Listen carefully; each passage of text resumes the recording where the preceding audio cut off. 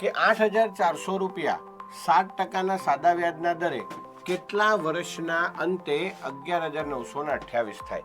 એટલે એનો મતલબ અહીંયા તમારું પ્રિન્સિપલ આપ્યું છે 8,400, સાદું વ્યાજ મુદ્દલ આપ્યું છે 11,928, વ્યાજનો દર આપ્યો છે 7%.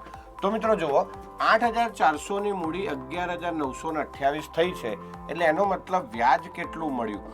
તો કે 3,528 રૂપિયા વ્યાજ મળ્યું છે. બરાબર, ઓકે. હવે 8,400 નું 7% લેખે વર્ષનું વ્યાજ હોય તો તમારે વર્ષ શોધવાના છે, એટલે એનો મતલબ 3,528 રૂપિયા વ્યાજ મળ્યું છે અને પ્રતિ વર્ષ 8,400 ના 7% લેખે વ્યાજ મળે છે. ઓકે, શૂન્ય ઉડાડીએ છે તો 3,528 છેદમાં 84 ગુણ્યા 7 કરો તો મિત્રો તમારો જવાબ આવશે 6 વર્ષ. તો 6 વર્ષ જવાબ આવે. તો આવા જ સરસ મજાની પદ્ધતિ શીખવા માટે જોડાયેલા રહો અમારી ચેનલ સાથે.